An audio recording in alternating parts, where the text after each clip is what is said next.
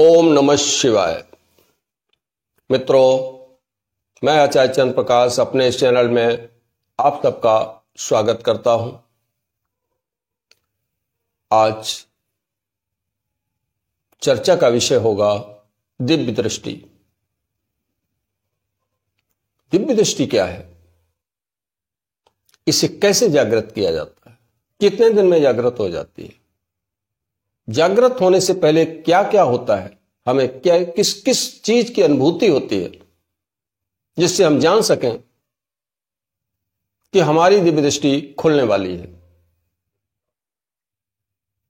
उन अनुभूतियों के विषय में आज मैं बताऊंगा। तो आइए बात करते हैं। बात करने से पहले मेरा निवेदन है कि जो लोग चैनल पर पहली बार है चैनल को सब्सक्राइब कर लें और कमेंट बॉक्स में जाकर के ओम नमः शिवाय जरूर लिखें ताकि हमें भी आपकी उपस्थिति का एहसास हो। ओम नमः शिवाय। मित्रों,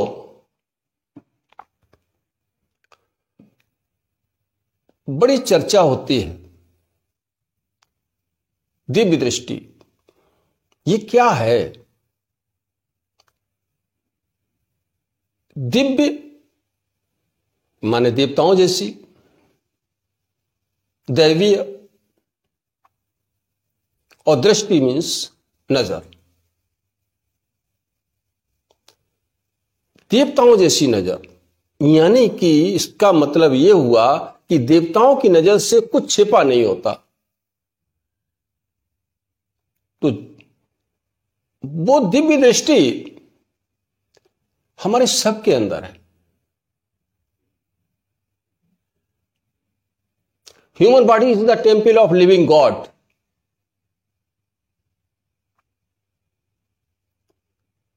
इस शरीर के अंदर परमात्मा का निवास है। सभी देवता इस शरीर के अंदर निवास करते हैं। उनका एक रूप हमारे अंदर होता है, दूसरा रूप ब्रह्मांड का संचालन करता है। प्रत्येक व्यक्ति के अंदर एक ऐसा स्थान है जिसे हम घर का दरवाजा कहते हैं, तीसरा नेत्र कहते हैं, शिव नेत्र कहते हैं, थर्ड आई कहते हैं। वह स्थान आज्ञा चक्र के नाम से प्रसिद्ध है। जिस समय हमारा आज्ञा चक्र जागृत हो जाता है तो वह सभी अज्ञात वस्तुएं हमको ज्ञात हो जाती हैं जिन्हें हम अभी नहीं जानते। सभी दिव्य वस्तुएं हमको दिखाई देती हैं। अंतर्मन के भाव हम जान सकते हैं। भूत, भविष्य और वर्तमान का ज्ञान हो जाता है। अपने विचारों को दूसरे के अंदर प्रवेश कर सकते हैं और वो व्यक्ति चाहे कितनी भी दूर पर बैठा हुआ है, हम उसे अपने विचारों के अनुसार चलने पर मजबूर कर सकते हैं, उसका ब्रेन वॉशिंग कर सकते हैं। इसके इतने लाभ हैं जिनका वर्णन नहीं किया जा सकता। ये बड़ी महत्वपूर्ण चीज है। आज्ञा चक्र जागृत होते ही हमारी दिव्य दृष्टि खुल जाती है। अब ये दिव्य दृष्टि जो है वो खुलती कैसे है?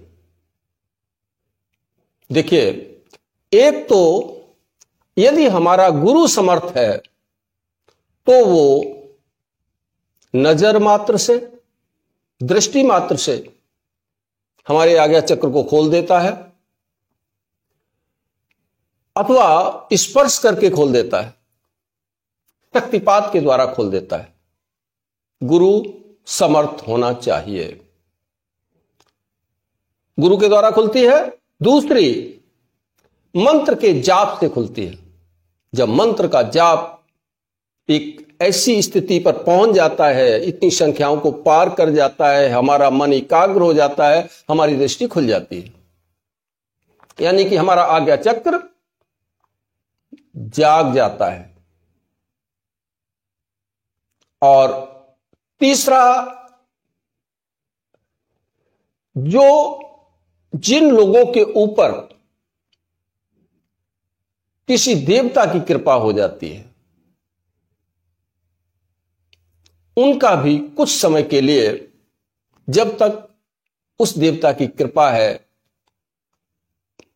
आज्ञा चक्र जागृत रहता है। वो भी सब कुछ बता देते हैं, इस आज्ञा चक्र के प्रभाव से ही बता पाते हैं। यह है आज्ञा चक्र, इन 3 तरीकों से खुलता है। अब जब खुलता है तो खुलने से पहले हमें क्या अनुभव होते हैं, तो इन अनुभवों को हम 3 कैटेगरीज में आपको बताएंगे। सबसे पहले, जब हम मंत्र जाप करते हैं, ध्यान करते हैं, मंत्र जाप करते हैं या फिर ध्यान करते हैं या फिर दोनों करते हैं, तो हमारे इस स्थान पर खिंचाव का अनुभव होता है। यहां पर खिंचाव का अनुभव होता है। और दूसरा यहां पे एक लक्षण और होता है कि हल्का सा सर में दर्द शुरू हो जाता है। तीसरा यहां पे एक लक्षण होता है कि चुनचुनाहट जैसी आज्ञा चक्र पर अनुभूति होती है। यह पहली स्थिति है। हम जान सकते हैं कि हमारा आज्ञा चक्र एक्टिवेट होना शुरू हो गया है। हमारी दिव्य दृष्टि अब आगे चल के खुल जाएगी। यह सर का दर्द जब तक, यह कुछ समय तक के लिए रहता है, फिर बाद में नॉर्मल हो जाता है। इसमें डरने जैसी कोई बात नहीं होती है। दूसरी स्थिति तब आती है जब हमारा ध्यान पक जाता है। हमारा ध्यान पक जाता है, हमारी एकाग्रता स्ट्रांग हो जाती है, तो हमें सबसे पहले यहां पर, इसी स्थान पर, दोनों भावों के बीच में जो स्थान होता है वो आज्ञा चक्र का स्थान है। तो यहां पर श्वेत बादलों जैसी, जैसे सफेद बादल होते हैं ना, इधर उधर चलते हैं, इस तरीके की धुंध अनुभव होती है। उसके बाद पहले तो अंधेरा ही दिखाई देता है, आंख बंद करते हैं तो पहले अंधेरा ही दिखाई देता है, फिर इसमें इस तरीके का लक्षण होता है। उसके बाद फिर यहां पर जुगनू जैसा प्रकाश अनुभव होता है। फिर स्टार आता है, तारा आता है, फिर तारे का अनुभव होता है। वो कभी आता है, कभी चला जाता है, आता है चला जाता है, आता है चला जाता है, सेकंड के लिए आता है तो फिर आ जाता है, फिर चला जाता है। इस तरीके से उसकी आंख में से नहीं चलती है। उसके बाद वो फिर स्थिर होता है और उसकी शक्ल एक ज्योत के रूप में, जैसे हमारी दीपक की ज्योत होती है, ऐसी ज्योत प्रज्वलित होती हुई हमें दिखाई देती है, जिसका रंग जो होता है वो उगते हुए सूर्य के समान होता है। उगते हुए सूर्य के समान वो ज्योत हमको दिखाई देती है। ये ज्योत आत्म ज्योति है, क्योंकि जागृत अवस्था में हमारी आत्मा का निवास भी यही जगह है, यहीं पर है। और वो एक ज्योत रूप होता है, उसका स्वरूप जो ज्योत जैसा है, तो वो जागृत होना शुरू हो जाती है। वो ज्योत स्थायी नहीं रहती, कभी आती फिर चली जाती है, आती है फिर चली जाती है। जब एकाग्रता हो जाती है तो फिर वो स्थिर हो जाती है। ये लक्षण होता है। ठीक है। अगला लक्षण ये होता है कि जब हम आंख बंद करते हैं ना, तो हर समय वो ज्योत हमको दिखाई पड़ती है। कभी कभी यहां पर 5 रंग के प्रकाश भी आते हैं। वो तत्वों के प्रकाश होते हैं, ये शुरुआत का ही लक्षण है। तत्वों के प्रकाश भी आते हैं, हर तत्व का अपना प्रकाश है, तो 5 तत्वों का प्रकाश भी यहां पर नजर आता है। इस तरीके से हम जान सकते हैं कि अब हमारी जैसे ही ये ज्योति स्थिर होती है तो फिर हमारे लिए सब कुछ खुल जाता है। आंख बंद करते ही हम जान सकते हैं जिसके बारे में जानना चाहिए।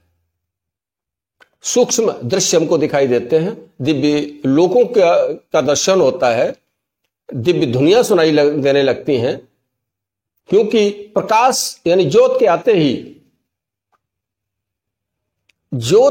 आते ही आवाज भी आती है। यह परमात्मा का लक्षण है।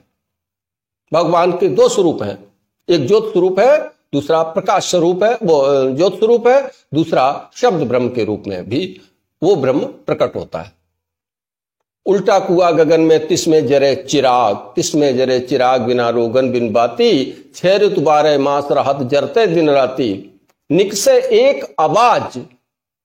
ध्यान देना इस बात पे, निकसे एक आवाज चिराग की ज्योति ही माई, ध्यान समाधि सुने और कोई सुनता नहीं। तो जब हमारा ध्यान पक जाता है, समाधि जैसी स्थिति में पहुंच जाते हैं हम, तो फिर वो आवाज भी शुरू हो जाती है। हम जान सकते हैं कि यदि हमारे साथ ऐसे लक्षण आ रहे हैं तो हमारा आज्ञा चक्र जागृत हो गया है। अब जागृत होने के बाद आगे क्या लक्षण आते हैं इसे मैं अगले वीडियो में बताऊंगा, और इसके बाद में यह भी बताऊंगा कि इसका जागरण हम स्वयं कर सकते हैं, कैसे कर सकते हैं, अगले वीडियो में बताऊंगा। आशा करता हूं कि जो मैंने आपको जानकारी दी है, ये जानकारी आपको पसंद आई होगी। अगर पसंद आई है तो इसे वीडियो को लाइक करें, मित्रों में शेयर करें। चलते हैं, मिलेंगे अगले वीडियो में। तब तक के लिए ओम नमः शिवाय, ओम नमः शिवाय, ओम नमः शिवाय।